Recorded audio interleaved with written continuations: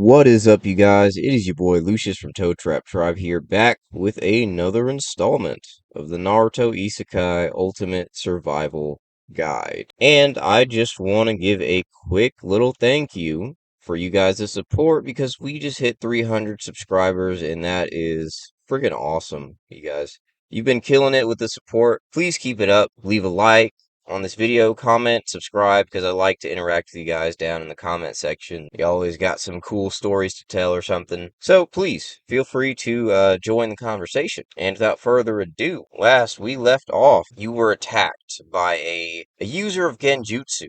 But it felt very real to you. And who is this mystery woman, this mystery young lady? Well, we as the audience know that Tayuya was behind the attack on us that left us unconscious. She reveals herself as such to the player character, followed by a rip on the MC's intelligence. After all, who would seek out an Orochimaru hideout knowing his right-hand man is out to get? Not a lot of people, right? She has a sick glee at watching your body language deflate after she insults you, but if you weren't so compromised, do anything about it, locked behind a cell as you are with your hands tied behind your back. While she deliberates over what to do with you, you ask her. You know you won't stand a chance when the Anbu Black Ops come looking for me, right? It's a bluff. You have no idea if the Anbu are actually even looking for you, or if they've already.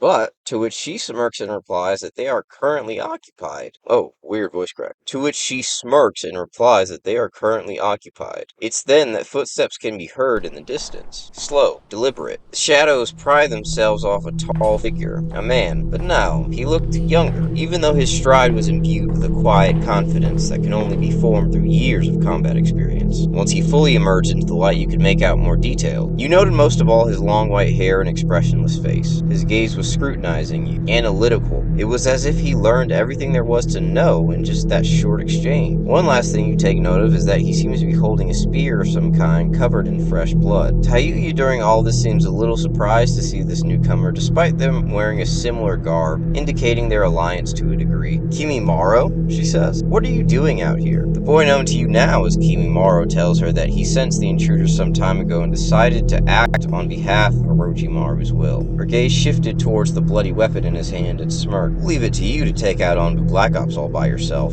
Are there any left? It certainly looks like he took care of business, but he speaks again and informs her that there was one particularly adept member that managed to challenge him well. However, he fled deeper into the hideout. Now, I know you guys are thinking, dang, Anbu Black Ops, but hear me out. We saw in the show that Kimimaro had literally no problem taking out hundreds, at the very least dozens and dozens of Naruto clones that were amped by Nine-Tails chakra. So, in my opinion, I don't think an Anbu Black Ops member is going to do that. Maybe I'm wrong, but they kind of get shit on in the show, even though they get hyped up a lot. We have our standouts like Kakashi and Itachi that were great members of the organization, but the other Anbu seem to be lacking in showing. But if you think I'm BSing, go ahead and provide an example down in the comments of the Anbu Black Ops. Some really cool stuff. But I'm pretty sure they couldn't even take down the barrier that was supporting Orochimaru and the third Hokage's fight. So I don't know. I think they didn't get their due justice in the series. But moving on. Kimimaro focuses his attention on you once again and tells Tayuya that he will handle you himself quickly. He doesn't share her penchant for sadism, so she scoffs at that comment,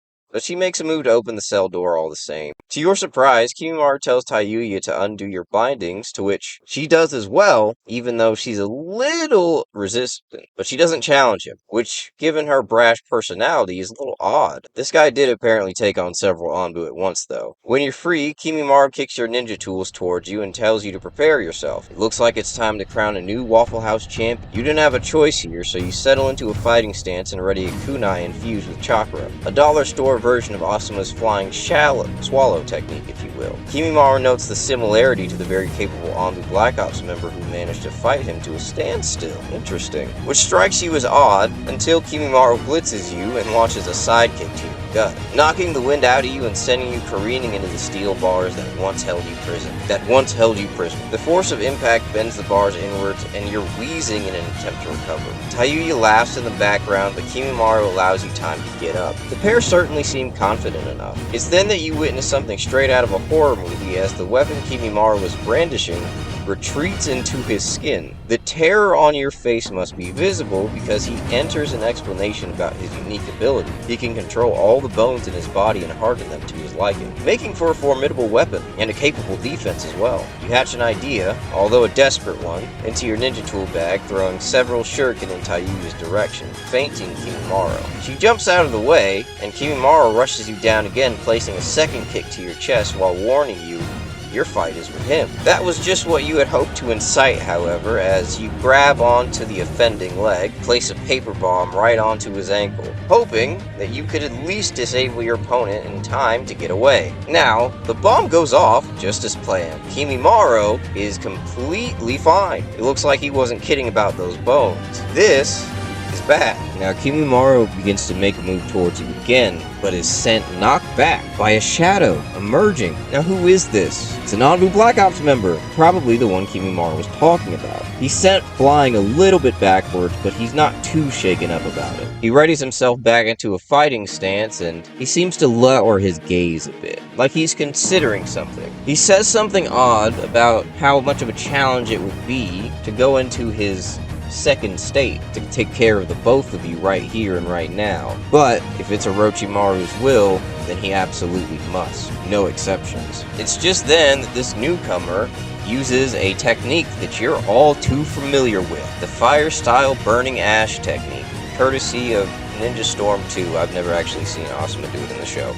But yeah, the Anbu Black Ops member is Asuma. He fires this burning ash technique, and the whole room fills with a gray smoke. Almost impossible to see anything, until you feel a hand grab your shoulder and vault you through to the other end of the room, towards an exit. Once you breach the cloud of smoke, you check back towards that Anbu Black Ops member, who you're positive is Asuma Sensei at this point, and you ask him what the hell is going on here. He tells you that there's no time to explain and that you really need to leave. That kid is something else, and fighting here would probably end badly, even for him. Now, here's a little question for you guys, because I actually don't know what would happen. How do you think Cursed State 2 Kimimaro would fare against Asuma Sensei from pre-time skip? I don't know how much stronger that Asuma gets, but we know Hidan was lacking.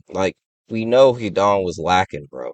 For an Akatsuki member, at least. He had some crazy abilities, but he was definitely the weakest member. Now, with that being said, you've been rescued by Asuma, you're being hauled off somewhere else, and last thing I want to say before we close out here is that in the next installment, we're going to be doing a mini training arc again to unlock some new abilities that you guys will definitely probably be interested in. So, with that being said, thank you so much for watching, guys. Again, a little editor's note. I'm very sorry for the delay on this episode. It was meant to come out Friday night, but I had to work Friday night. And my gosh, I'm not used to working 12 hours, guys. So I'm so sorry about that. But I try to keep you guys entertained as much as I can, and I hope you enjoyed this episode. So without further ado, please leave a like, comment, and subscribe. And I'll catch you guys on the next one. Ribbit.